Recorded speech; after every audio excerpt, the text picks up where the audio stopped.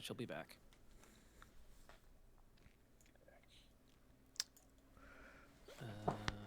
It was Jen's birthday yesterday, and among other things, we ended up just briefly because she had wanted to see it, and I haven't been in there either. Why the fuck would I go in there? But we went into Encore. Oh, okay. Is that your first time? Yeah, why the fuck else would I go in there? I don't fucking gamble. When I was a brand manager, I'm going to Encore and go have like a beer and gamble when I was doing like the brand management stuff. Like, go check in on Encore. Yeah, I don't know. I was like confused. It felt maybe we didn't walk through the whole thing. It felt kind of small though. Small. It is small. Okay, all right. Yes, yeah. Crazy. But she was like, "Oh, I want to play like some Wheel of Fortune slot machines." I'm like, "All right, well, let's go fucking find them." And that was like the quickest I think I've ever spent like $60. And I'm like, yeah, in my head, like, I'm good. Like, I don't need to fucking do this. I'm all set with whatever the fuck this is. And then we walked around and like scoped at the rest of the place, and then we just fucking left. They used to chat when that place first opened. They charged you to park there. Like, you had to pay $20 to park. Weird. Just like, yeah, it's the dumbest idea. They did not charge us. Yeah. What do they need to charge to park there for? Like that place. Because they have to make billions of dollars back. Yeah, but I mean that place I'm sure has made its money back. Like I'm sure it's good already. They charge $20 a park. I wonder if they were charging a park at first because they were worried people were going to try to park there and like park and go into the city because it's not super far. But I don't know. Well, there's no easy way to get into the city from there. No, there's got to be there. I'd be surprised if one of those bus lines hasn't rerouted to be a casino stop line. I guarantee they have their own. They have their own bus. Oh well, there you go. Never mind.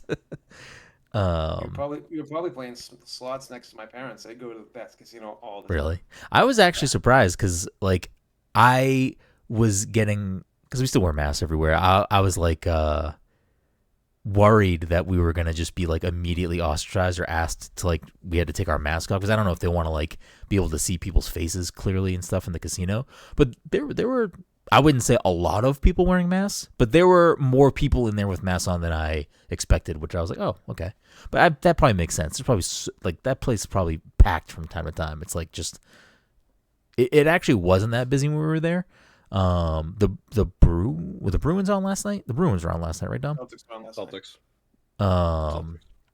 Was there another hockey game on last night or no? Yeah, probably. I mean, sports betting's legal in Mass, so like the sport venues in there were fucking packed. Anyways, I don't know. It was interesting. I gambling's not my thing. I like casino games. I don't want to spend money. Like I'd rather play like poker at home or something. It's so hard to commit to put money down because you know you're gonna lose it 90% of the time. And not only that, like I like a lot of those like card games or like roulette or craps or whatever, but I feel personally intimidated going up to one of those tables like blackjack. Like I would want to do that, but I also like feel like I don't know proper like casino etiquette, and I don't want to. I wouldn't either. I'd just fucking piss the table off. Yeah, it's probably not as bad at a place like Encore. I would imagine that there's probably like good tables for like beginner players to go sit at, where maybe Vegas is a little more daunting if you were just gonna hop into like a table game. That's why I liked Vegas, because you could play electronic roulette with like 6 people at the table, but it was like you don't have to deal with anything. You can just sit down, you electronically pick your numbers and everything, and no one bothers you. Yeah, well, that's what like because I asked Jen's dad today. I was like, oh, well, like what do you? Because he I think he goes like occasionally to Encore or whatever. But he was like, no, I just play video poker. It's like I can sit down and like I can enjoy myself and not whatever like deal with other people and kind of just probably not spend money as fast too, because it's just like you engaging with the thing and not like a table getting moved along. Anyways, I don't know. It's interesting. It's kind of wild that a place like that is not only in Massachusetts, but it's just like chilling at Everett, like of all places. It's just like right there. Anyways, welcome everyone to the Pass Control Podcast, a show where a couple of best friends talk about the latest video games and nerd culture. Sometimes we have guests, sometimes we talk about fucking Encore too much. Either way, we have a new episode for you each and every week. As always, I'm your host, Brenden Groom, and joining me on this lovely Friday evening is the anime senpai himself. Some call him Martini Mike, Mr. Michael Desir. Mike, how you doing tonight? I thought I was in the burp or something. I don't know. I'm all right. Also joining us tonight, of course, is the actual Fortnite father. You may not know this, but Todd is defending himself out in the streets as the Fortnite father these days. Todd, how are you doing? I'm good. I think I'm like 103, so I gotta. Oh wow, over 100. Dom, are you over 100 yet? Has Todd surpassed you this season? I think I'm at 96. Wow, Todd is Mr. Fortnite. Yeah, Mr. Fortnite. Got my Billie Eilish skins. You know. Todd's playing fucking Fortnite. The new one, the red one. Yeah, Did you buy a guitar, Todd? You should buy a guitar at this point. You play so much festival. I gotta. Can you just like pick up that guitar and it like automatically knows what it is? What guitar do you have? I have the most recent Rock Band one. Oh, then yeah, I believe that should work. Okay. Rounding us out, of course, is the Disney daddy, Dominic 40. Dom, how are you doing tonight? I'm here. We'd love to fucking hear it. We got a great show for you tonight, but before we roll into tonight, a couple of quick housekeeping things. This episode, of course, is, you know what? It's sponsored by us tonight. It's sponsored by Pass the Controller. If you're a friend of the show, fan of the show, you want to help support the show, the best ways to do that, the easiest way to do that is to leave us a quick 5-star review on Apple Podcasts or Spotify or wherever you listen to the show. Hit us with a quick 5-star review. It's super beneficial. We really appreciate it. If you have bucks kicking around and you want to support us monetarily, you can do that by going to patreon.com/passthecontroller, becoming a patron. You can go to twitch.tv/passcontroller and subscribe to us over there on Twitch. You can go to passthecontroller.threadless.com and buy some swag. Either way, all those ways are great to support us. The 5-star review is one of the more beneficial ways. Money's great, and we're not going to say no to money, but 5-star review is also pretty dang good. So if you can do that, that would be wonderful. The PTC Movie Club for May is Todd's pick, and it is not in my notes. What the fuck did Todd pick? Sicario. So if you want to... No, I'm sorry. No. Feature. Yeah, Sicario, no, it's not. Sorry. What was the other one? It's not. It's some horror movie, I think. 12 Monkeys, yes. 12 Monkeys. You can listen to us talk about Sicario at the end of the month. If you want to hear us chat about that, make sure to watch that movie. Do we know where that is streaming anywhere? Somewhere. Oh, that's helpful, Mike. MGM Plus, perfect. It also says Amazon. I mean, this is according to Google search. It says Amazon. It says Mike says this is not a real thing, but it says YouTube Prime Time subscription. Mike is convinced that's not a real thing, but I don't. I mean, it's sitting here on Google. I don't know what that means, but. I think it's the same thing as like when it says, free "Oh on yeah, Amazon it's on." Yeah, it's free on Prime. It's on Prime, but there are places where it's like, "Oh yeah, it's on this service if you have a premium subscription." So you know, like if you have MGM, you can link it here. Okay. Yeah. All right. Gotcha. Well, there you go. There are some of your options if you want to watch that movie and listen to us chat about Sicario at the end of May. I think that's it for early housekeeping. Let's just kind of keep it rolling right into tonight. So, kicking things off, Mike, did you legitimately just turn Little Kitty Big City on and then turn it off, or did you have any input, or you legit turned it on, turn it off? I definitely don't have enough to have any input because like Okay. I basically, the game starts. You're a cat. You fall out You're a of cat? a window. You're a kitty. You are a cat. I'm a cat. Meow. And you fall out of a I didn't window. like the jumping. The jumping's weird. Yeah, it takes. Oh, all of a sudden now the two of you have played enough to fucking say the jumping's bad. I mean, I played like an hour of it yesterday when it first came out.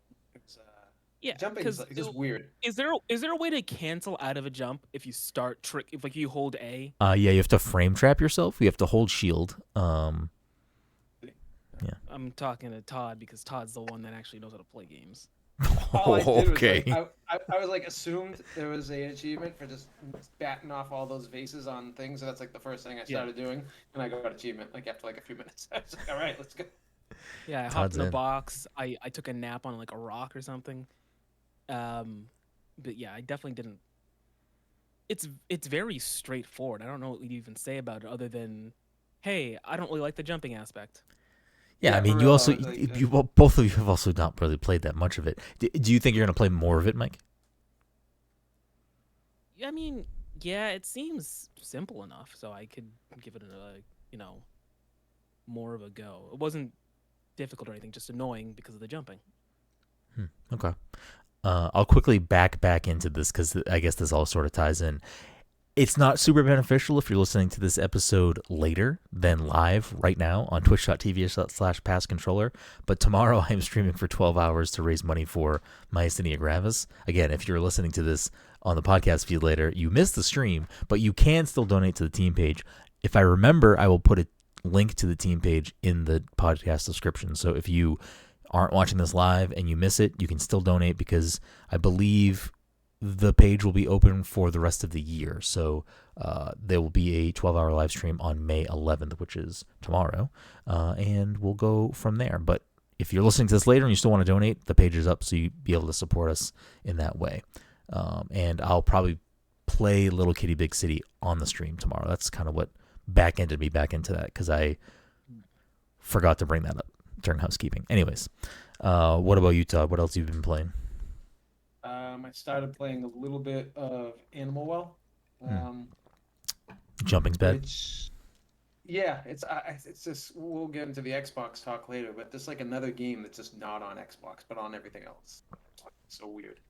But the game's like, it's so hard to describe because it really doesn't explain to you what to do, and like it has like a creepy vibe to it, and I don't know if it's just me who thinks that or if that's like part of the game because I haven't dived into it enough. But I've been enjoying it so far. I think you'll probably love it. I think like most of you guys would like it. Yeah, it's on my list. I'm looking forward to it. I played it at PAX East 2 years ago, and that was kind of only made by one dude too, which is kind of cool. Yeah, I knew it was a small studio. I didn't know it was one person. Do I still have this link open? Billy Basso, something like that. Yeah, Billy Basso, I think. No, not Billy Blanks, Todd.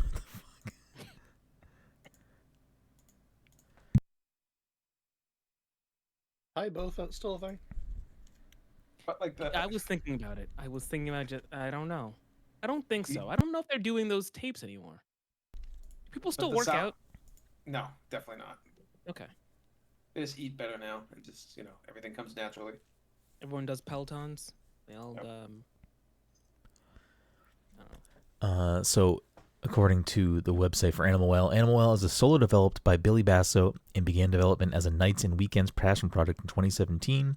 The initial inspiration was to see if it were possible to take mechanics from survival horror games and transplant them into a different genre. There was also a desire to create a game that is not dependent on updates or a network connection, but is instead preloaded with secrets that may take years to uncover, giving you a reason to return to it after it's been sitting on your shelf. This can also be viewed as a reaction to the increasing trend of modern games becoming more ephemeral and disposable. This is Billy Basso's first independent release. In 2021, Dan Adelman was brought onto the project to lend his business and marketing expertise. Additionally, with his wealth of knowledge about games, he has been an invaluable source of feedback throughout development. In late 2022, Billy and Dan were excited to begin working with indie game publisher Big Mode, that's Donkey's thing, from former YouTube couple Video Game Donkey. Formed by. I thought it said former. I was like, whoa. Animal Well is planned to be Big Mode's first published game. This game's engine is being developed alongside it and is made entirely from scratch. This has allowed complete control over everything in the shipped binary and has also provided an opportunity to explore styles and rendering techniques for pixel art that have not been tried before. The sound design and music's really cool in it too. I think it's like the first thing you'll notice too is like sound design and just like going up a ladder, little things like that. It's pretty cool so far. I'll definitely dive into. Yeah, I'm definitely interested. It's been on my radar since we played it at PAX, and obviously like it got a little bit of a boost when Big Mode signed on to sort of make this more of a known quantity for a lot of people probably. So I hope, it seems, I didn't really read anyone's review today because I didn't want, I kind of want to experience this game for my own pleasure and without going in with any clouded judgment in any way, good or bad. So but it seems like from the conversation on the internet that like people really, really love this game. And I think I saw someone saying it's like one of the best puzzle games they've played in a very long time or something. So I'm excited to check it out in a deeper capacity than what I played at PAX. So looking forward to that. Is this something I know you played it too, Mike, right? At PAX East that year? I played it at PAX, and embarrassingly enough, I got like hard stuck at like the first legitimate challenge of the game. Okay. I did too. I But didn't- you figured it out quickly.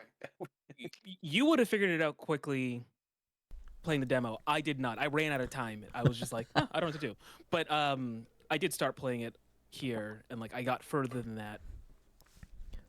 So when I asked you if you've played any other games, you've been playing Animal Well. You didn't want to bring it up. Because I also didn't play in the grand scheme of things. I might have played both games for the same amount of time, but I that's made fine. more progress in Little Kitty than I did in Animal Well. Yeah. Are you excited to play more of Animal Well?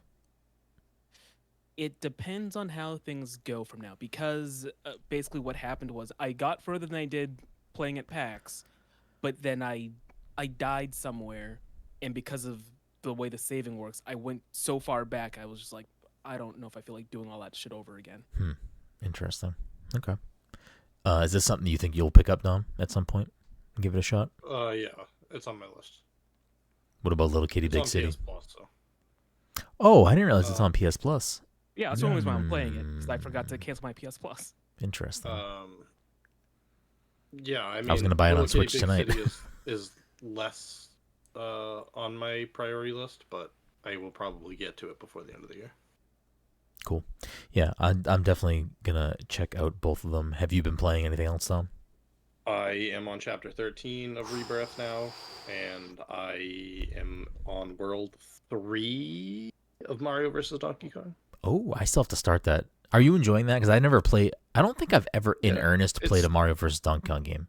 It's a pretty simple puzzler. Yeah, I bought it. It's sitting on my shelf. I want to play it at some point because that's just the low hanging fruit for me to enjoy on the side. Chapter 13. So you're almost at the end then. Correct. You've done the cat. Yes, he has. I was gonna say, without spoiling that section, did that section of the game? How did that Shinra Mansion? How did that section of the game make you feel? Specifically playing as Kate Sith. I didn't have any problem with it. Oh, fucking pro gamer over here. I didn't have problems. Game with is it. so It's bad. That fucking part of the game is so bad. boring. So boring. Yeah, I don't know. It wasn't that Awesome bad. boxes. No, there was one puzzle in there specifically that I thought was too obtuse, and I was hard stuck. I had to throw my stream on and ask Jesse, who was in a Discord call with me. I don't think that part took me half an hour. That's crazy. It specifically was. I never got stuck. There was one fight that I got stuck on just because. I mean, those enemies. Kate. Yeah, those enemies are annoying too. There was like they were like an inanimate object. I forget what it was. They could change whether they were magic. Yes, and there was I think there was one room where I think there was one room where you run into them and there's 2 or 3 of them and it's like, oh my god, this is so annoying. Yeah. But I think you're on the third. That was the only part I had to I lost and had to go back. But I mean, that was everything else. I just was moving straight forward. No, well, I mean, first of all, that game, that section of the game doesn't need to fucking exist. That's just weird padding that doesn't, I don't think, offer much narrative or fun gameplay. It's a very bizarre slowdown because the rest of that section has cool shit. Stuff with Vincent, the way that chapter ends is cool. Weird.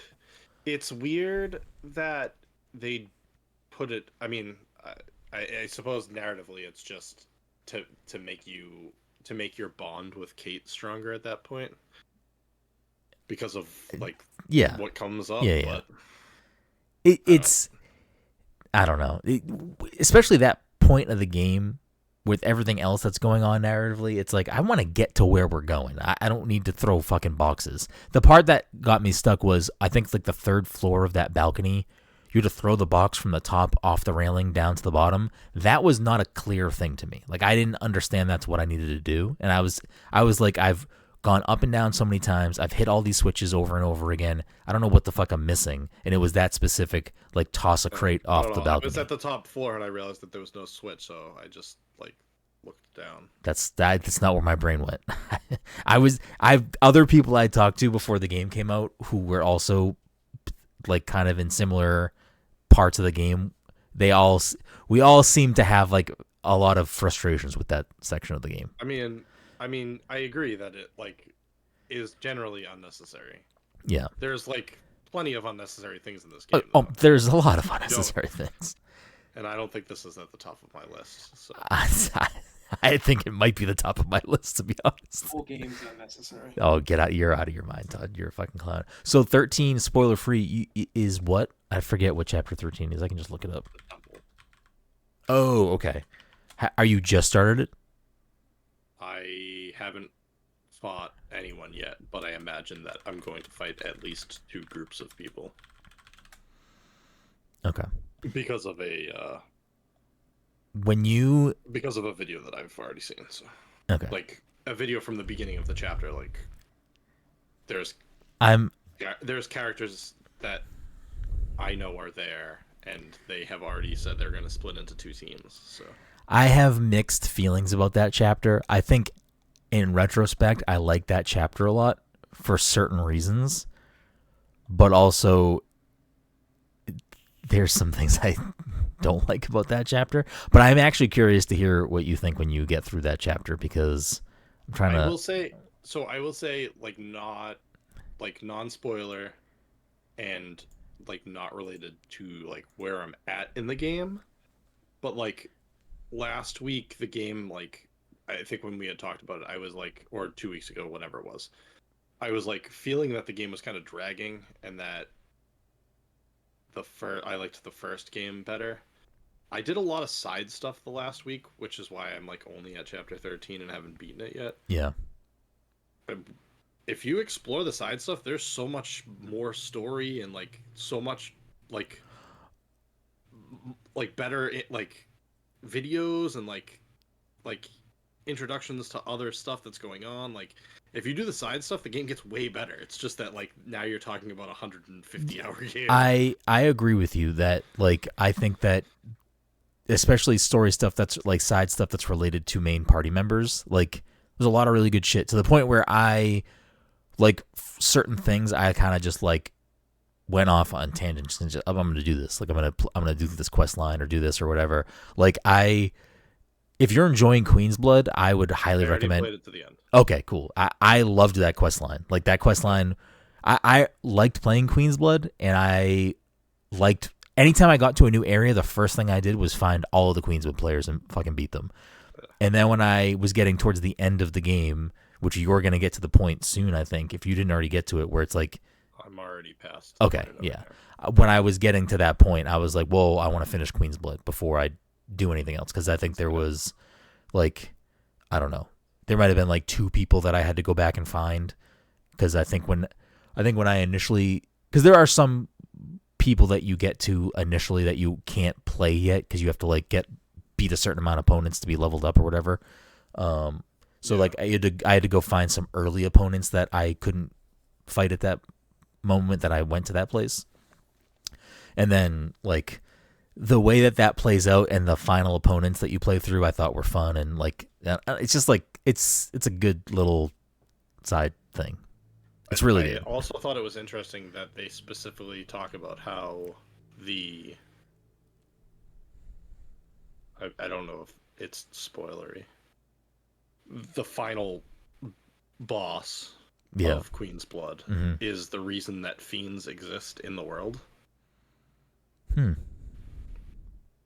I missed that. Does that happen in the final cutscene for that? No, they talk about it like midway through. In one of the VHS cutouts. Yeah. He like talks about how she's the reason that fiends like exist in the world. Like he wasn't able to keep her under control. What were you gonna say, Todd? I was gonna say I am usually a big fan if I like an open world game that I want to do everything. Something about the open world in this game I just didn't like. Maybe because I thought the game was so long, I was like, I'm already fucking just trying to get through this game, and I don't know. I don't know what my thing was, but I didn't like the open world structure of this game. It did nothing for me. Yeah, I I probably would mean, have been like set like remake, and I didn't need an open world for this game. oh, I think you're wrong there. I I just think didn't this like game it. is better than Rebirth and than Remake in every way. I think it's the same for me. It's like whatever. I think they're like completely different games, to be honest. Yeah, both are bad. That's Very definitely bad. not true. I'm I curious will to say, see. I'm surprised to see some like online hate for this game, like people sharing some of my thoughts. I don't see it a lot, but I'm actually surprised because usually, I mean, I don't I feel think like it's a these. perfect game. I have a lot of issues with Remake and Rebirth, but I don't think it's this like dooming gloom that you No, that I you mean I think. think it's a 7.5, which is good. Mm. I heard to forget what I gave Rebirth. What did I give Rebirth? A 9? I think you give it a 9. Yeah, I stand by my 9. I liked it a lot. I think that there are a few things that game could have done differently that would have probably made that game an easy 10 for me. I think there were a few things that ultimately held it back for me. I can see why some people would say it's a 10. I don't personally think that it hits that high, but I think like a 9 is not a score to fucking turn your nose up at. I think that's, a pretty fantastic score. I'm curious to Did see. you Oh, go ahead. did you do all the proto relic stuff? No, I know how that stuff plays out, but Yeah. I did one of them, and I was like, yeah, I'm probably not gonna play that mini game again I have one of them, because and it does some interesting I'm story stuff. like 3/4 through another one. Yeah, But it does I'm past interesting the point of no story return, stuff. so I'm watching You the game. can definitely go. I don't know if you go. What I'll say this, if I'm remembering correctly, when you finish the game, make sure you save it because if you don't, you'll have to do the whole last chapter again. I think so. You should be able to, I believe, once you beat the game, you should be able to just do chapter select after, and then kind of plop yourself into wherever you want to be, Yeah. and do that. You can probably also just start a new game plus, but then you would lose chapter select. You would be at the beginning of the game again. So if you just want to like clean up side missions and stuff, just make sure you drop a save regardless, because you could just keep that save file and then also start a new game plus separately, I believe. So you could do both, but yeah, Did you guys collect all the summons? I did not know. Some of them are like absurdly hard. And that's yes, why I was like I mean, because like I like did all the stuff to like reduce their power levels. yeah, And I still can't get Odin's you health. you have to like be playing the combat at a high level to like get, at least in my opinion, to get some of those summons. It's definitely possible. Like I think pretty sure Jesse and Cam both I have them all. I mean I have 2 of them or 3 of them. Yeah, I have. Odin I can't like take any health off of, so Yeah, he like automatically goes into his insta kill. you would probably. I'm sure if you like looked up a guide, there's probably a way, like There's probably something a I'm way to missing, do it. but, Yeah. I'm pretty sure Cam platinum the game, which probably required him Yeah, to get I everything. think he said he did that. So, yeah, I don't know. Curious to see what you think of that by the end. But there was also some weird Chadley story stuff that I don't know if you guys got, but I want to see more of that out. what was it tied to? Do you remember? Hojo. I don't know if I did extra side Hojo missions. Probably not. No, it's like I'll explain it later. Okay. When you finish it, we should still probably maybe get a Rebirth spoiler cast in the books. Grab a couple like of 2 months late at this point. Yeah, there's still conversations to be had, I think. Right. I'm sure there's some friends of the show that would want to come on and talk about it. I would be surprised if there weren't some people that would want to talk about that still. The last thing that I've been playing is a game that came out last week called Surmount. And I think this is a game that I think all of you would mess around with and enjoy. It's basically like the quick pitch for it is it's like a physics-based mountain climbing game. It has a story into it. It has some good humor. It has a lot of like customization that you can unlock for your character. You can also like. Are you reviewing it? I mean, I am reviewing it. It is out.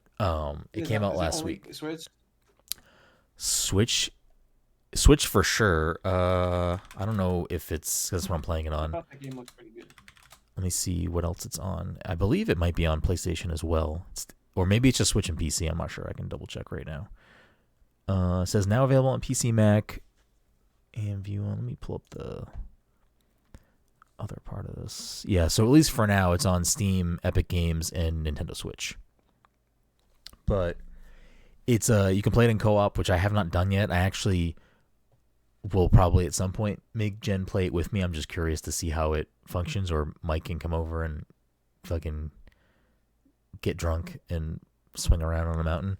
But it's definitely like a game that you can go in and fuck around and have a good time. But if you like really dive into the mechanics and get a grasp around them, you can really like move in that game. Like you can really do some fun stuff. I believe that, so there's like the way it's kind of set up is there's a bunch of side missions that unlock as you play, because again, you can level up and also unlock a bunch of cosmetics if you want to change how your hiker climber person looks. So you can like, do side missions and other things to earn currency to buy these things or upgrade your character. And which I'll say off the top, I wish I knew that there was going to be like upgrade thing for your character, because I wouldn't have spent a bunch of my money at the beginning on cosmetics. I would have just saved it for fucking upgrading my character. So I don't know, pro tip, I guess. At least that's a tip that I wish I knew. But it's so you get side missions, and then the main mission is like you are climbing this big mountain, and it's split up into different zones, and each zone has different terrain or other types of things that get introduced. Like the first part of the mountain, how do they break up mountains? Is it called leg of a mountain? Is that how it's like the terminology, or is there a different term? I have no idea. Regardless, peak. Each section is called a peak. That's what they call it. I think so. Okay. It's the first one. The first one is also not easy. Like the game actually recommends that you do, I think, 5 side missions before you even attempt to start climbing the main mission mountain, because it's not just like you don't just hop in and like this is easy. And I believe the way that the game is also structured is the side missions are all like levels that were created. And the main mountain, I think it's called Mount Ohm, that you climb, is partially procedurally generated. So every time you start a new, quote unquote run of the mountain to get up the mountain, it is not always set up the same. You can get to certain checkpoints that will like be segmented into different zones. So when you unlock like a new zone, there are things you can unlock later in the game that allow you to like skip the mountain and go back to zones that you've made it to instead of having to start from the bottom again. But it's really fun. It can be frustrating. I was frustrated at first because I feel like when you play like a physics-based game like that, like there's going to be a little bit of jank, not in like it's a bad game way, but like you're kind of like, it's not precision. You're not like, it's not Mega Man. You're not hopping on precision platforming and like maneuvering perfect jumps and all this stuff. It's like you are swinging around, using silly items. Like there's all these factors. And as you get higher up into higher zones and more difficult parts of the mountain, there are a lot of elements that you can't control. Wind, things falling down, things breaking, like all these things that happen that, some of them are non-controllable. You have no say on whether or not a fucking giant like ice fucking boulder is gonna come flying off the mountain and like knock you out of the air. So it definitely has like a lot of replayability because again it changes every time you go up the main mountain, but there's also upgrades and cosmetics to unlock. I think stylistically it's like it kind of feels like a Nintendo game in some ways. Like, I think the music is really good. The music kind of feels like, for a lack of a better way to describe it, it kind of feels Nintendo-y. And like even the characters look kind of look like Mii's, a little bit more detailed, but they give you that feeling of like, hey, these are just like little avatars. And off the bat, even though there's a lot of cosmetics and clothes and stuff like that to unlock, you still get a good amount of customization at the beginning. Like my character is like, I made their skin green. They have like purple curly hair, a birthday hat, and like hiking clothes. And it's just like my little goblin dude. We're just climbing this mountain, having a good time. But it's really good. I'm curious how it plays in multiplayer, because playing by myself can already get fucking hectic from time to time. So I honestly can't even imagine what having a second person on the fucking map with you doing this shit would result in, especially if there's collision. I don't know if like playing in 2-player, like your characters have physics against each other, because if that's the case, I can only see this being absolute chaos in playing in 2-player mode. But it's really good. I'm enjoying it. I have not finished it yet, which is why I'm not like fully reviewing it here, because I don't want to say I'm bad at the game, but the game is not necessarily easy. Like I think I want to say I'm probably at least halfway through, if not further, but some of the higher parts of the mountain are not easy. Like they are testing your ability to utilize the items you're allowed to get. Like you can get, rope with hooks to like latch onto things, so if you do fall, because you do have a stamina meter. So like everything is, for a game that's like can be silly and chaotic and kind of unexpected at points, you also have to be sort of careful in like a little bit of that risk reward of, you have a stamina meter, and every time you swing or jump or do anything, climb, a little bit of that's going to come away. The longer that you're just holding on to stuff and not feet planted on the ground, it's also slowly ticking down. So like you have to make decisions kind of quickly so you don't fall. Because if you fall, if your stamina meter runs out and you're climbing or hanging from something, you'll fall. And if you don't have a rope attached to a hook, you're going to fall to whatever the next hard surface is. And if you have too much height, you're going to take damage. I don't know if there is a full height for like straight up you die if you fall, but anytime that I've fallen from too high of a height, so you'll lose half of your stamina meter for the rest of that part of the run until you get to a campsite, or if you get an item that can, there might be food items that you can get to like repair that, but you then have to climb the rest of that part of the mountain with half a fucking stamina bar. So it gets way more complicated and challenging. But if you take another type of damage that way with half of a stamina meter, you lose the run and you have to go back to the town and stuff like that. So there's a lot of, I think, good times to be had with Surmount. I think it's a fun, slightly chaotic. I don't know if it falls into the wheelhouse of, I feel like games like this sometimes are like perfect laying in bed games for me. Like I find like relaxation in the chaos. I don't think this one has hit that for me. I think I'm like, it gets me too aggravated if I fucking fall. So I don't know if it's that hits that specific sweet spot for me. But like I played a ton of it this morning, just on my monitor, not in bed. So, but yeah, Surmount, it's out now. It's out on Switch and PC. It's not super expensive. It's like $15, which is I think a great price for this game for what I've played. But I'm looking forward to getting to the end of it. I'm looking forward to playing more of it. I definitely would recommend checking it out if like a physics-based climbing game sounds like something of interest to you. I think that it is a really fun time. So I can't speak to the multiplayer. It could be a great 2-player couch co-op game, because I don't think it has online multiplayer. I think it's just a like 2-player co-op couch game if you wanted to play 2-player mode.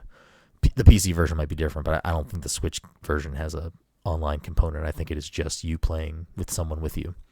So also a small studio. I think it's just 2 people, Indiana Jonas and Jasper Opperl.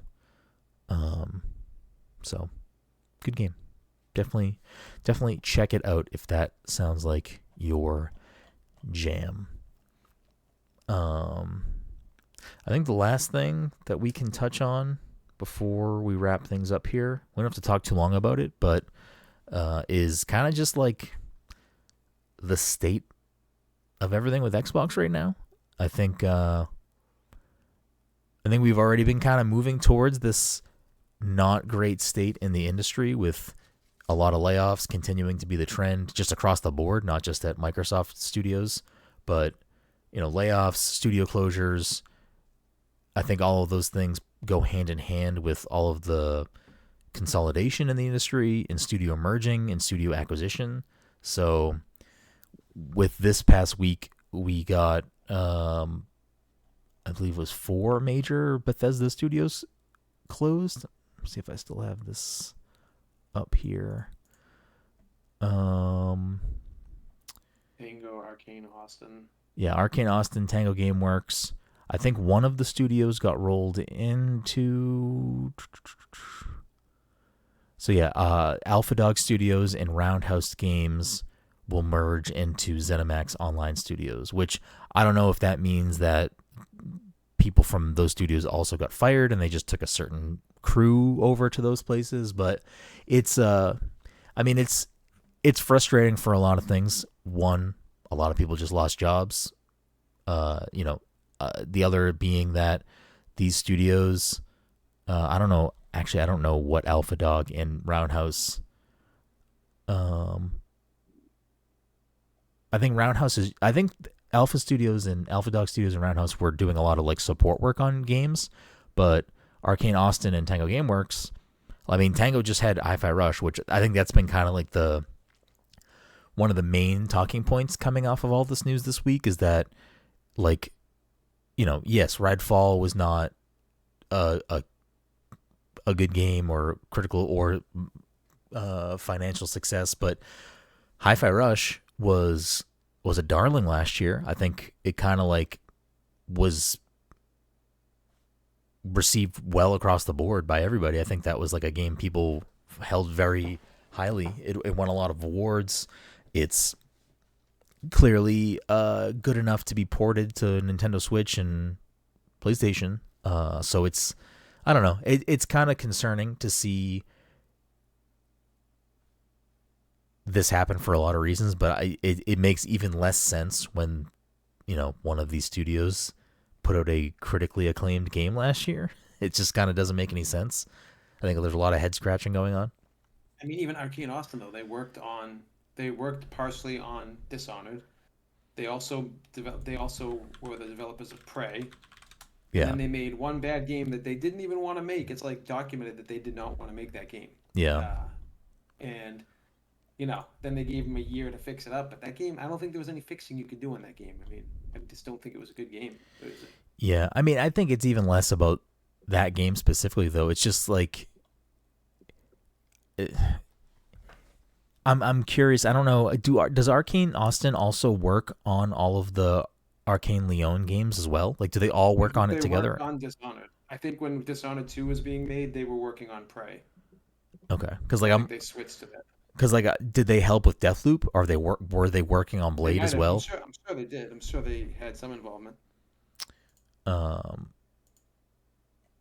This just goes back to what I said before, though. Like, Xbox's messaging is fucking disastrous, and like some of the things I've read, and I'm sure you've probably read too, were that they're now debating what they're going to do with Call of Duty, and they're also debating a price increase on Game Pass.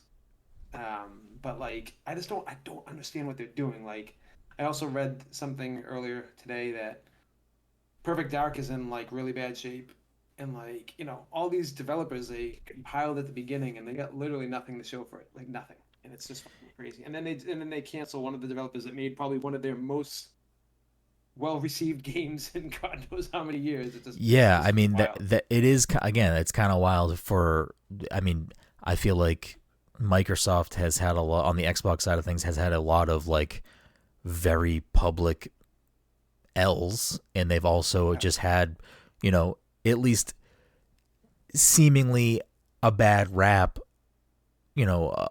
across the board on the consumer side, within the industry, whatever. They didn't have a lot of wins. They've always had a lot of asterisks or just straight up L's. And Hi-Fi Rush was like a pretty strong thing for them in the past, at least 5 years, if not longer. I mean, it seems like go ahead.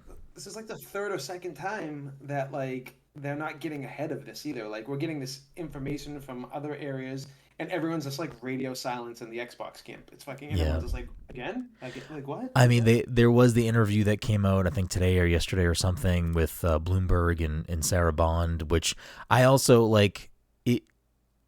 It's kind of not. I think it's interesting that Phil Spencer, who usually seems to be like the face of Xbox and wants to be the face of Xbox and wants to be like Mr. Good Guy, I'm on the gamer's side, whatever fucking bullshit.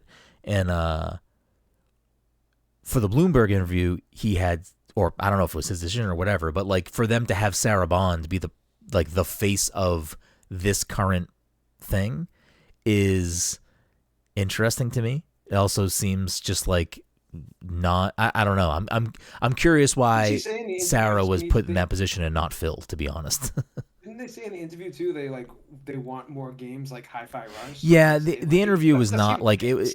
It didn't help anything that they have going on. And like I don't. Was it Sarah's decision for this to happen? No. Was it Phil's decision for this to happen? I mean, probably not. Like this was probably like board directors and. Do the high-level people from Xbox have a say in these things? Absolutely. Like, is Phil and Sarah and whoever else not a part of those conversations and in those rooms? They absolutely are. It's just, it's shitty that this is probably mostly a result of continued consolidation of the games industry.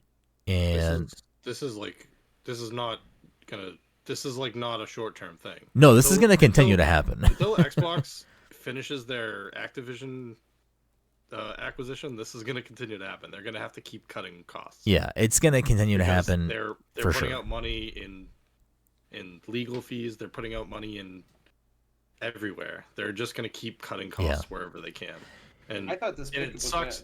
It sucks that Tango was one of them, but I'm wondering if Tango was one of the bigger studios, and that was an easier, hey, let's get a bunch of money here. I mean, I don't know. I mean, maybe that information does exist out there. Yeah, I don't know specific numbers, obviously. But I'm just like, it's worrisome that like. We just watched what happened, and like this is probably the first of the big dominoes to fall. Like, I mean, they're gonna keep knocking studios down 100%, and it's even more frustrating to watch. Again, aside like the physical cost of like there are just I don't know what the number is if there is a number, but a large number of people that just lost their fucking job. There is like. I just read that some of Arcane got folded into one of the other Bethesda studios. Yeah, I think that they'll so like, some people silver lining that like some people are being like plucked, but I mean, yeah, you're right. It's still overall garbage. Yeah. Like there's it. And I did read that Tango, the old leader of Tango GameWorks, left and like was pulling people out of Tango, so they might true. That's not true. No, he left, but the people who worked. Well, I mean, came out and said, like, I mean, regardless if that's not true, like he left, so they have a place. Hopefully, they have a place to go. Like, yeah, I mean, like a friendly face to go to. There's hopeful that some of these people can find homes elsewhere, but like, it was a large portion of people, and it's also like we're in a. I mean, last year there were a lot of layoffs. This year alone, in this first 4 or 5 months of the year, I think there've already been more layoffs than there were last year. So and this is not just a Microsoft thing. This is across the industry. There's a lot of studio closures, and it seems like every time I open Twitter, at least once a week, there's a new layoff or studio closure or fucking whatever.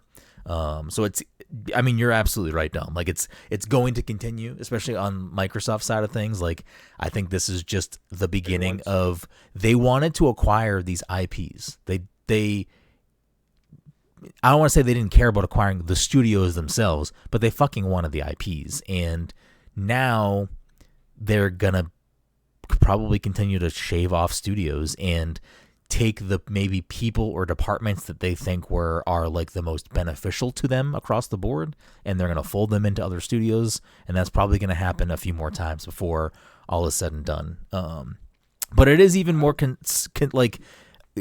concerning in again, head scratching to see like they're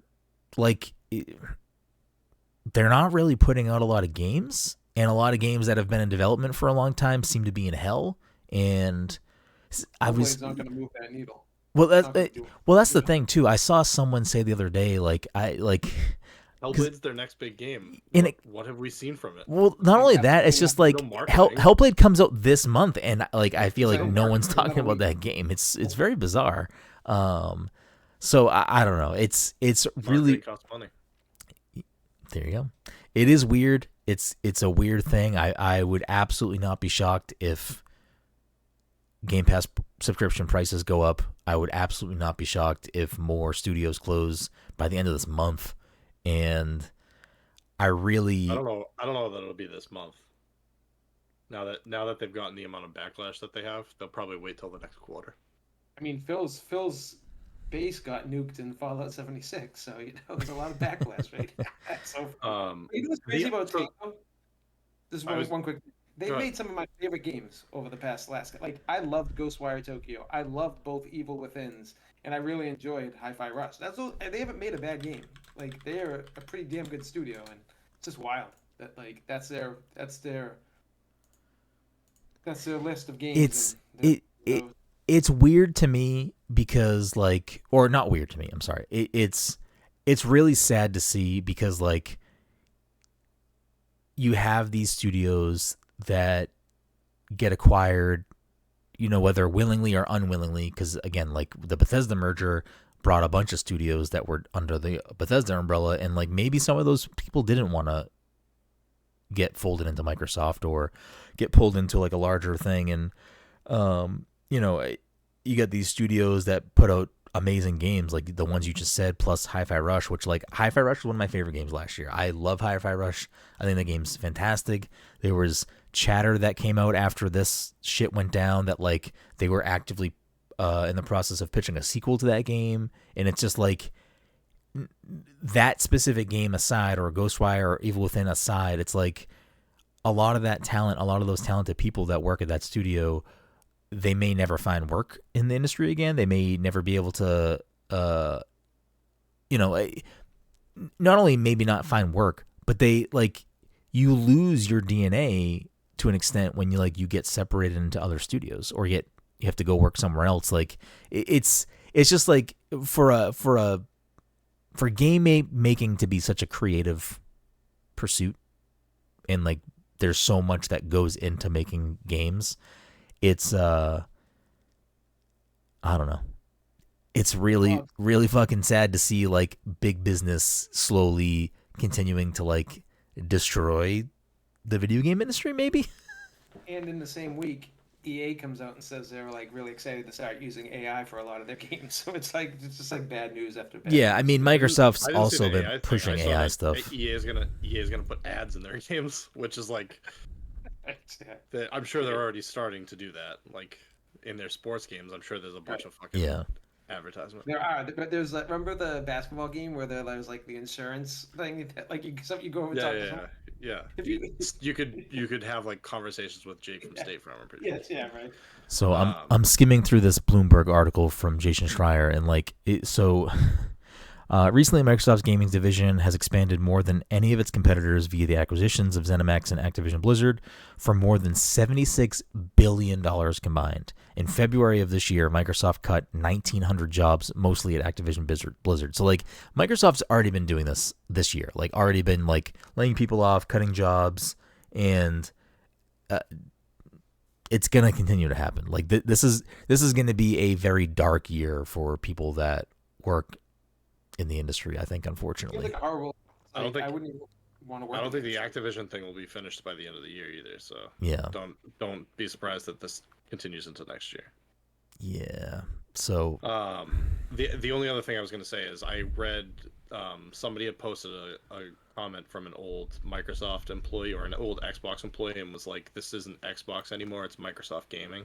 Yeah. So I do wonder if I'm not letting him off the hook by any means, but I do wonder if Phil is kind of like being pushed to the side and like Microsoft is stepping in more, and that's why we haven't really seen or heard anything from him. Well, I definitely think that.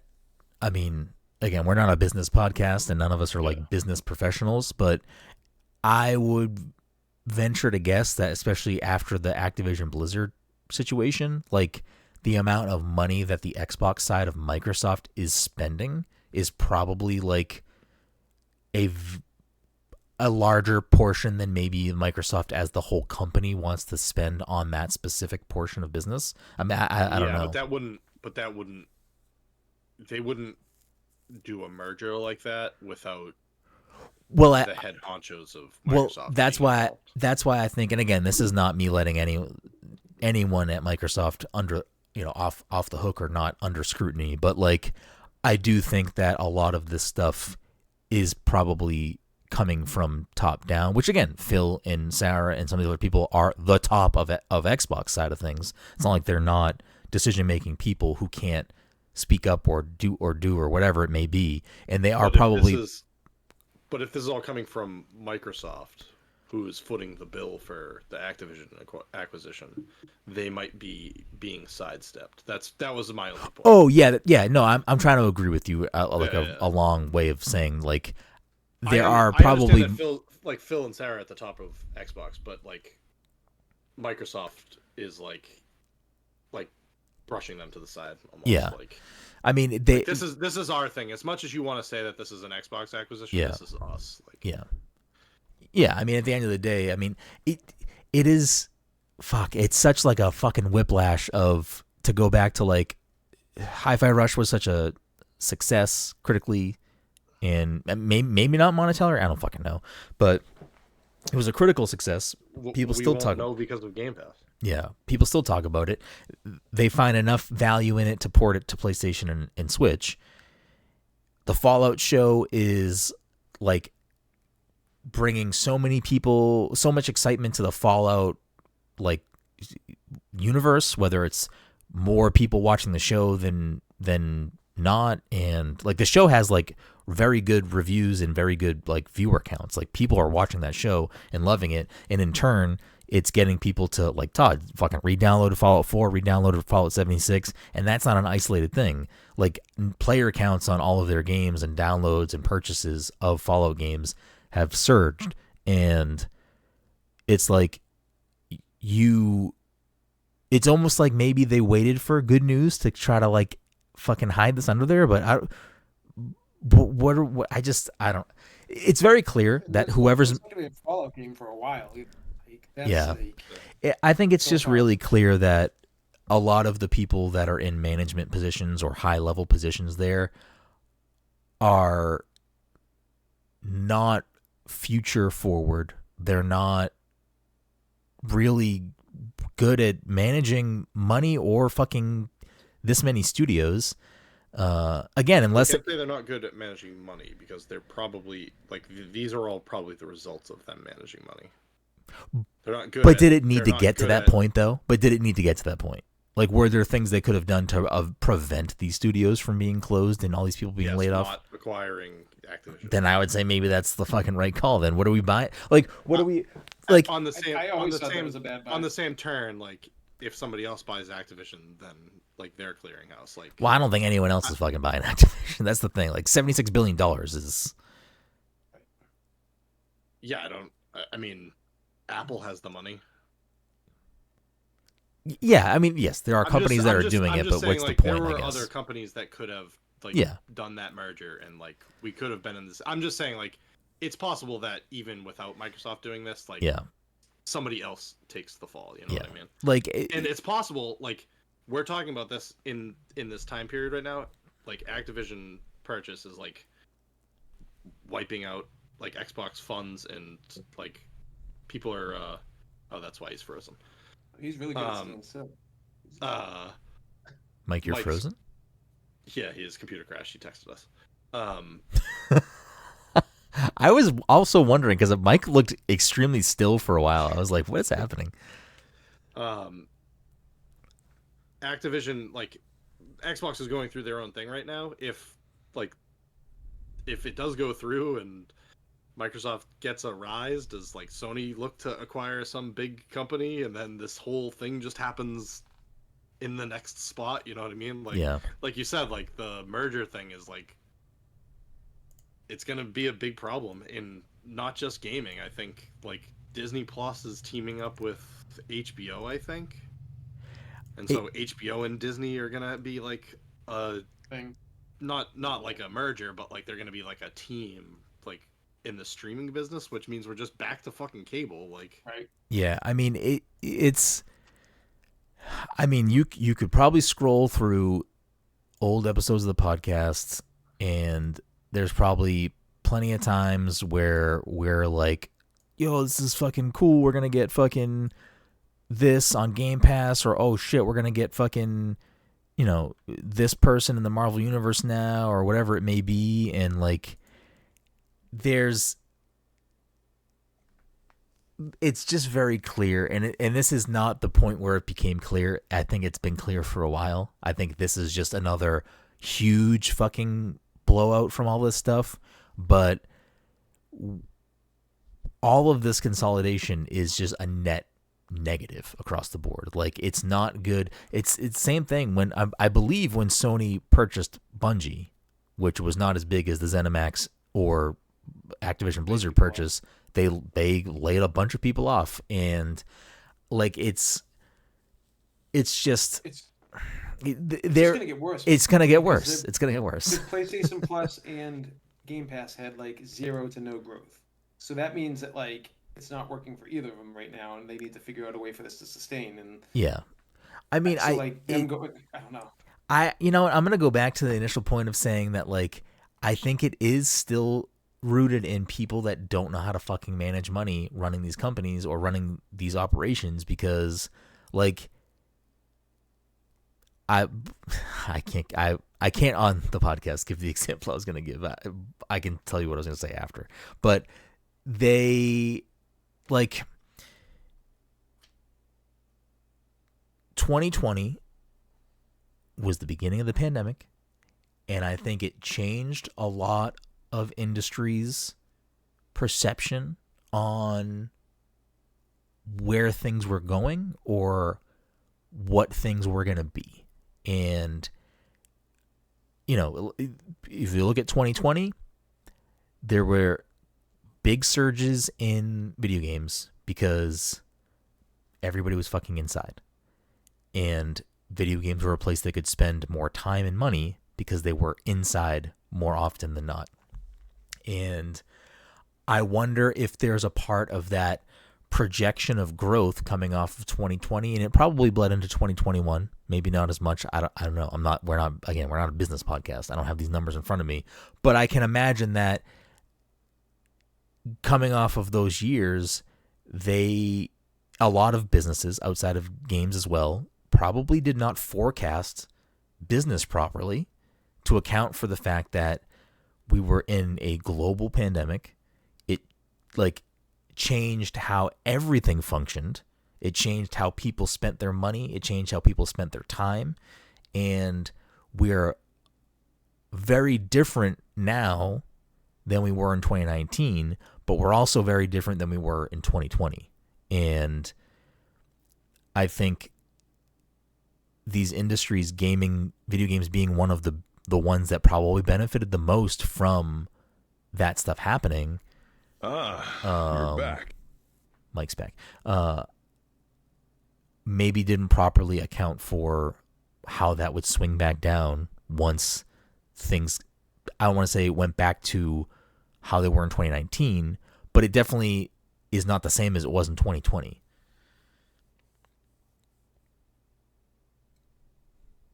Maybe I lost the thread there. I don't know.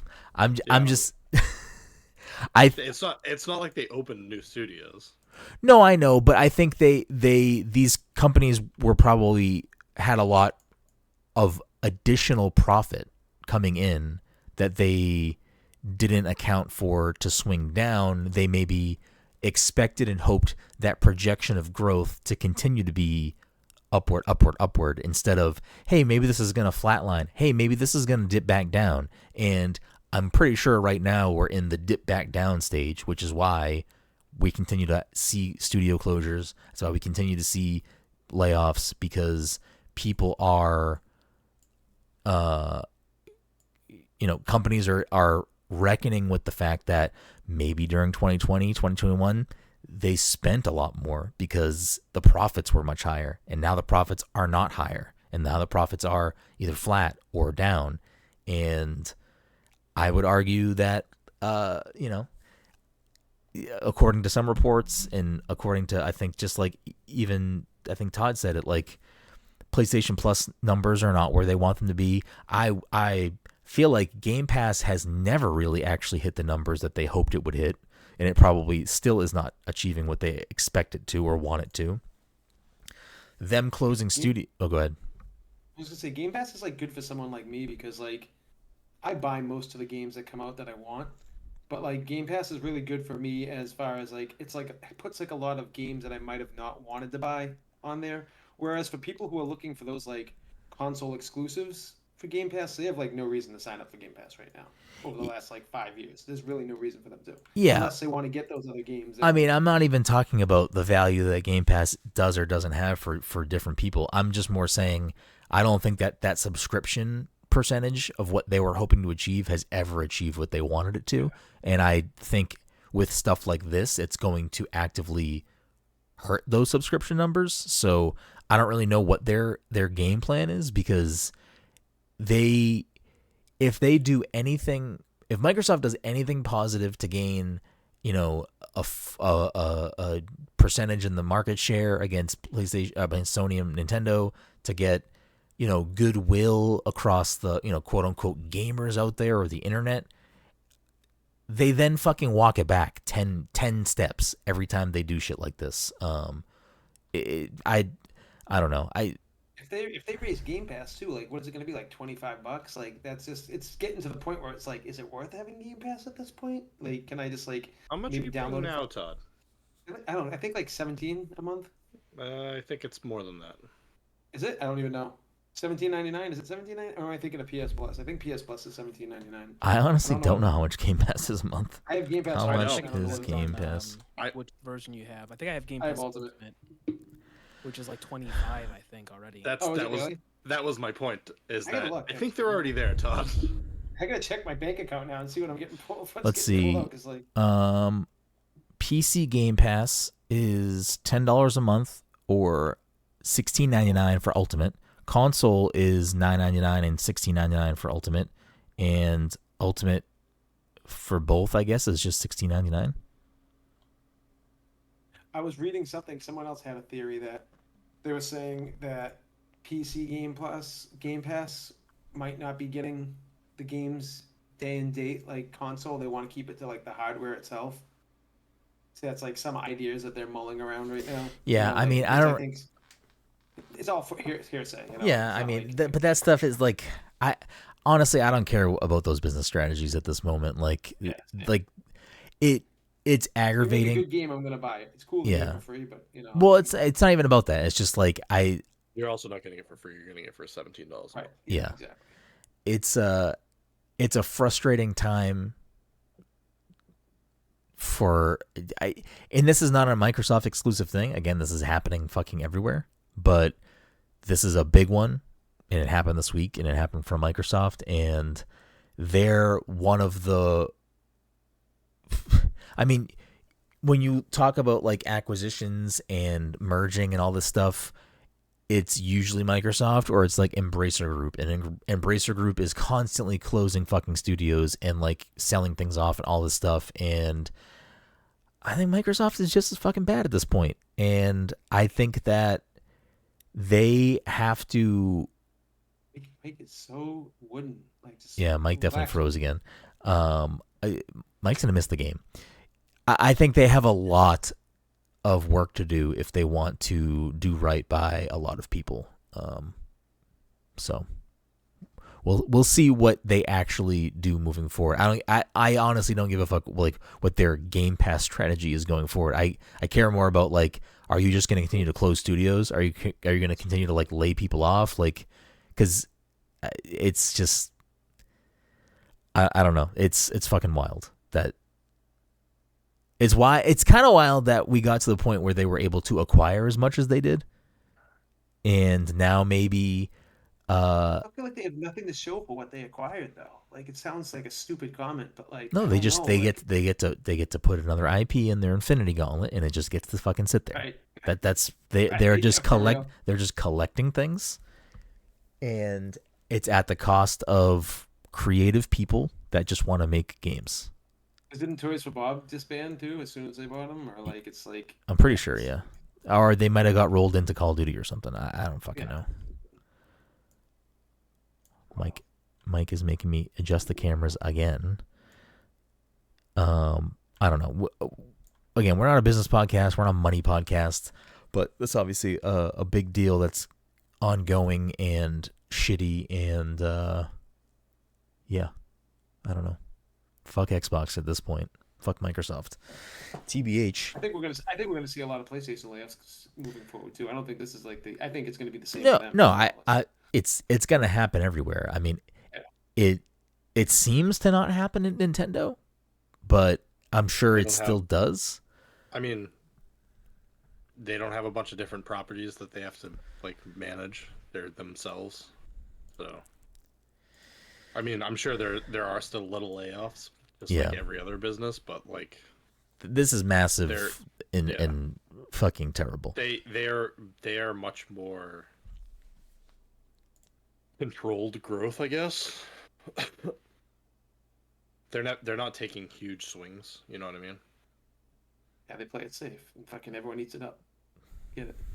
All right, we're talking about not the same things. Anyways, yeah, I don't know. It's shitty. I wasn't saying. No. Huge swings as a bad thing. No. Todd was being a fucking idiot. Yes. Todd turned it into that. But I had to. That's why I stopped it. I'm gonna text Mike to join on his phone for the game so he doesn't miss the potential points. So we're gonna play a new game tonight. That's the end of that conversation. I don't know. It's shitty. Microsoft, get your shit together. Games industry, get your shit together. Stop fucking laying off people. Stop hurting all these creatives. What the fuck are we doing? We're gonna play a new game tonight that I haven't come up with a name for. There's two ways we can do this. It was gonna either just be a straight up, I'm gonna give you a game, and whoever guesses the Metacritic review score of it correctly or closest to, doesn't matter if you go over, just closest to gets the point. Or we can make it a this or that, where I give you the Metacritic score and I give you two games and you have to pick which one has that score. I don't know what you just said, Todd.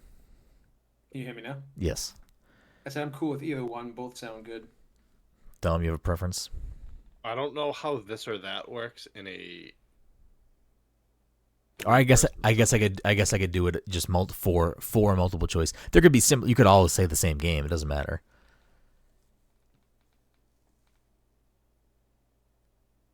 We'll just do the score then. We'll do the score. As soon as Mike gets back in here, we'll do that. But while we wait for Mike, I'll just start with thank you so much for listening to this week's episode of the podcast, episode 419. Like I said earlier in the show, I appreciate if you can take a quick moment to leave a 5-star review on Apple Podcasts, Spotify, wherever you listen to the show. Leaving a quick review, super beneficial. It really goes a long way in helping us grow the show.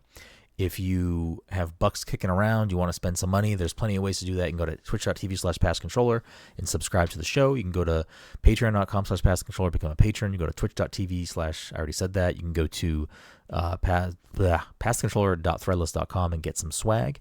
If you are an audio listener, if you listen to us on the podcast feed every week, I just want a friendly reminder that we do record the show live every week at twitch.tv/passcontroller. If you can't catch it live, no worries. We also put that video up later on YouTube, so if you want to watch or listen to us on YouTube, you can just search Pass the Controller Podcast. We'll pop right up, and you can enjoy the show that way as well. So yeah, as we wait for Mike, I will bump up the leaderboard here. So the leaderboard for the year so far stands with Dom in first still at 20 points. I'm going to have to go back this year and see. This is probably the longest reign of someone staying in first place. Dom's got to have that title, so I'm going to have to add that to the lore notes on my phone for just future reference on shit. Mike is in second with 17, and Todd is creeping up. He's at third place with 15 points. So not far off from that one. As we continue to wait for Mike. Dom, did you see that they added My Hero pack to Fortnite tonight? I did see that. Are they adding any? There's not like anything happening in the game, right? It's just a new cosmetic, like As new far as I know, emotes it's and just, shit. yeah. Interesting.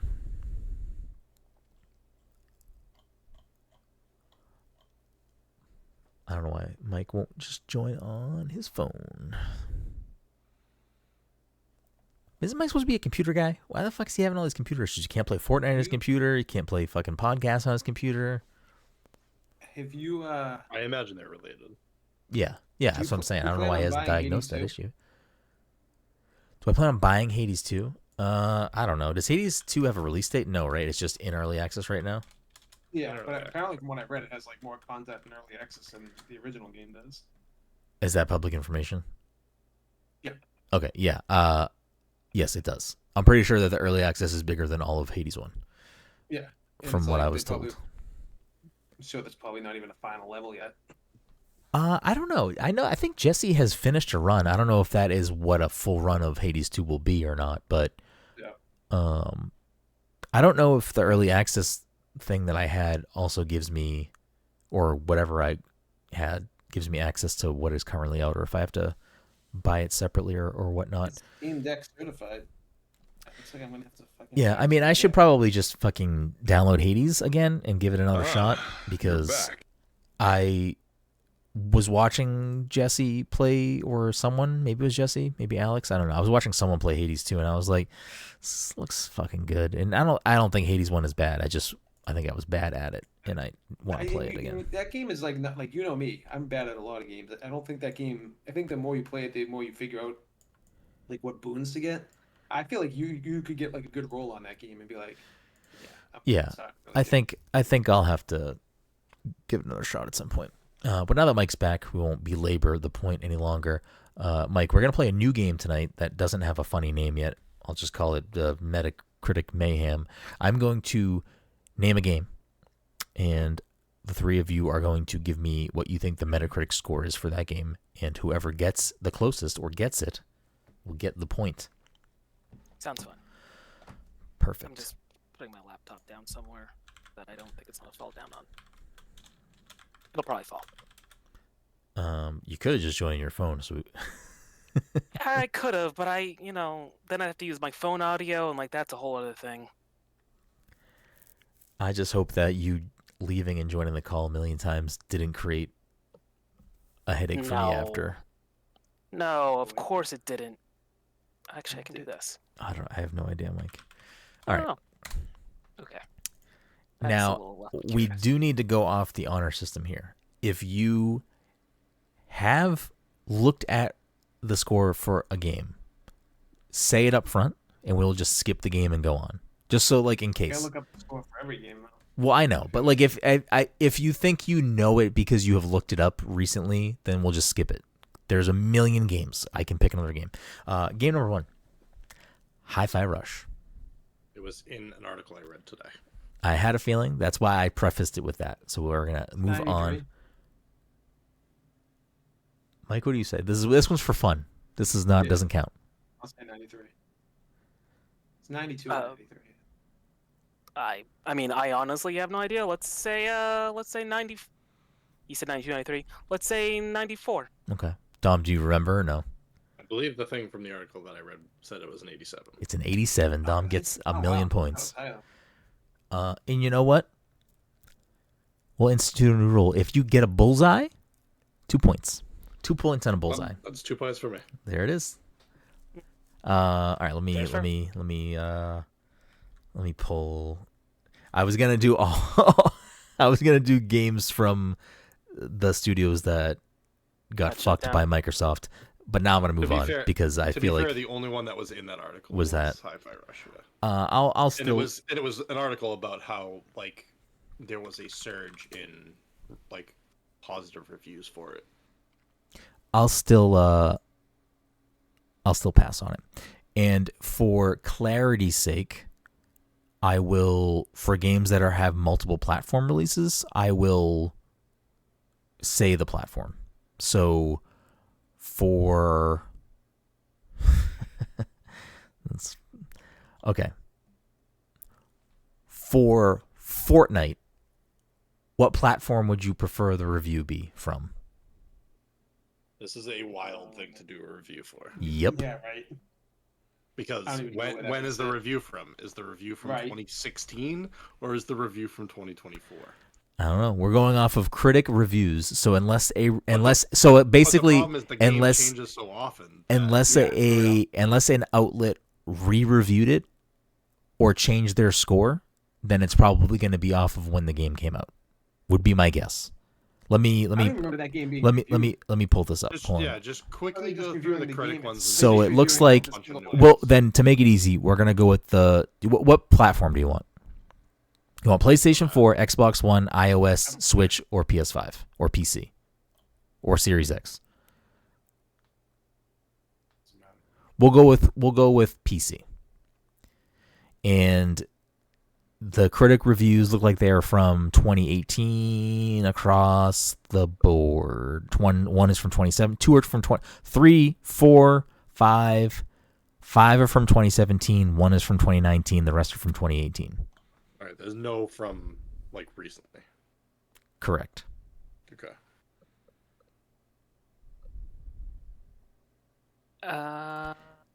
But let me verify one thing real quick. I'm sorry. Because now I don't want to. Okay, Which one are we going? So I don't know if this actually affects the Metacritic score, but for instance, I clicked on the IGN review, and the review was initially posted in 2018. This review has since been updated as of November 2021, but I don't know if that affects the Metacritic score. It may not. Let me see. I believe it actually does affect the Metacritic score because the score. This is like not a great game to do. Because who's gonna get it? Literally, you could put a review in when the game came out in 2017, and then update it in 2019, and then update it again in 2021, and then be like, "Oh shit, my hero's here." I don't think anyone's doing. So IGN. Okay, here. IGN had an updated one. It does not seem that the Game Informer one was updated. Listen, you gotta go with your gut here. What are you feeling? Some of them are gonna be updated, some of them are not. What do you want? It's a game. Roll the dice. True, it is. Welcome to the casino. I want to go last every time. Welcome to Brendan's casino. Because I'm in first place. Wow. This is what we'll do. Every time. It'll be a different person goes first each time. So Mike, start us off. Okay. So Fortnite, I'm going to say if no one updated anything, maybe like a 77. But I just told you that at least one has been updated. Well, I'm sticking with whatever. Mike's gonna stick with 77. Todd. I'm assuming this is just all based off of the single player and not even the fucking multiplayer at this Who's point. to say? I don't know. That's another good question. Who's to say? Save the world. What did Mike say? 77. All right, I'll go. Fuck. Dom gets to go last. Goddamn. I'm gonna 77. I'm gonna wait. He says, I'm gonna go 79. All right, Dom. I'm gonna go 80. I was gonna go 80, but then I was like, fuck it. Well, you motherfuckers let Dom sneak one in. It is an 81. And that gives Dom a 20. God, you should have got 80 because I would have won 81 and gotten the double points. Right. Good thing I didn't.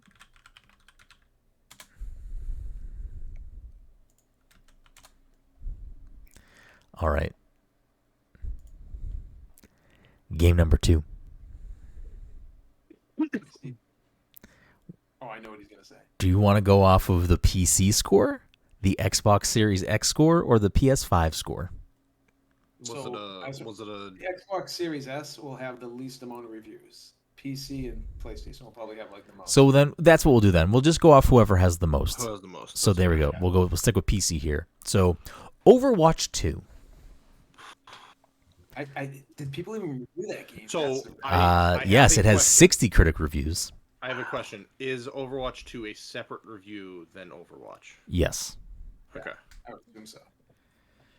Only because the game is just It is an the same. update. But that's not how this wanted is to make treated. sure- I just want to make sure that it had its own Metacritic. It has its own Metacritic score. So we'll go with Todd first this time. Todd, Overwatch 2. Don't know. I don't know. Can you tell me what the first one was rated at? Is that cheating? Does the group want that information? I'm just You know curious. what? I'm also curious. There's no way Listen, it's I got nothing to well, lose. I'm already behind. I don't think it helps, so Okay. I don't really care. Overwatch has a PC review Metascore of 91.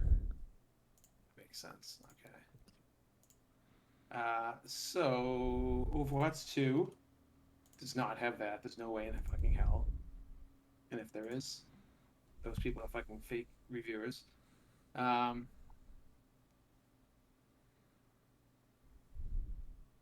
I feel like I'm like floating around the same spot last. I'll do 80. All right. Dom, what do you got? I'm gonna go 65. All right. Mike, take us home. Overwatch 2. PC Metascore. 65. Got 80. We go 65 just because there's too many fucking fanboys of Overwatch to ever let it get that low. Split the diff, Mike. I should.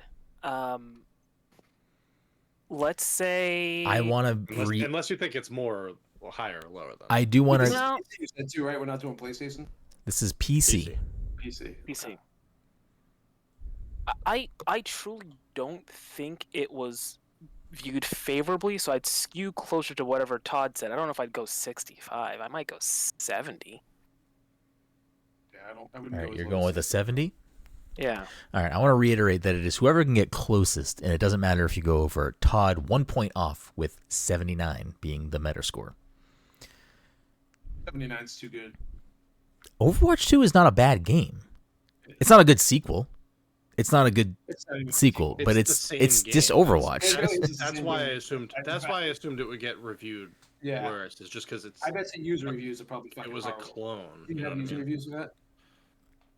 Yeah, I'm sure. Just the Todd user wants all scores this are extra information. The user reviews can be people just review bombing. It doesn't fucking matter. It has a review score of 1.5. Like, Yeah, that's bad. I mean, it's not that low. Yeah, that's about right. I get 2 points for that for being 1 point off, right? no, you don't. If you get 2 points, then I get 2 points. I was also 1 point off. What's a good way to end this? What's a good way to cap I am this off? surprised you haven't picked the game that I assumed you were going to pick. but I'm What's just that? still- Max Payne 2? What? No, I'm not going to say it. Say it. I'm not going to pick it. Just say it. I want to know. I assumed you'd pick Balan Wonder. I'm curious. No. I feel like we've talked about that Metascore. I go first, right? Yeah, you go first. Why? What do you I want? think it's a 56. What, Balan Wonderworld? Yeah, we're not really doing Balan. We're not doing it. We're not doing Balan Wonderworld, but Dom said 56. Todd, what do you got? Balan Wonderworld. Oh, man. It's definitely... What did Dom say, 56? Yeah. Yeah. I think he's in the right category. I never played it though, but like I know how bad it looks. I remember us I'll talking about it. say 50. I thought it was 56. I'll say 50. Mike, Balan Wonderworld, we're going off the PlayStation 5 that has the most reviews. PlayStation 5? Yep. I'm just going to steal Dom's answer to 56. All right. Todd, again, closest. It is a 51. But no points. Again. No Bam, points. back-to-back 2 points. I guess we should clarify. Can we double up numbers? I guess we can. If you want to pick the same. If you feel that confident. It's fine. Nothing wrong with that. That's you rolling the dice. All right. Where are we going to end this?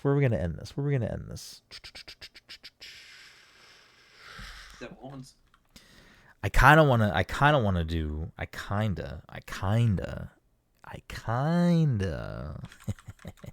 No, I think we've talked about that on the show before. I can't do that. I'm trying to think. 51 is its highest score. It really is. 47 on Xbox. 47 on Xbox, 38 on PC, 36 on Switch. All right, I got it. We are going to go with whoever is reviewed the most. Let's take a peek here. Who has the most reviews? It looks like Xbox 360 has the most. So we're going to go with the Xbox 360 Metascore for Sonic Unleashed. Sonic Unleashed. That is the werehog. Yeah. I still don't know what that means. It's when you transform into a werehog at night. Oh, yeah. What year was that? 2008. Yeah, I'm far removed from that. This was a dark timeline for Sonic. So we're going off of the Xbox 360 because it has 50 critic reviews. And I'm first? Yes. 73. 73. Mike. Right? Yeah, Mike. Yeah, sure.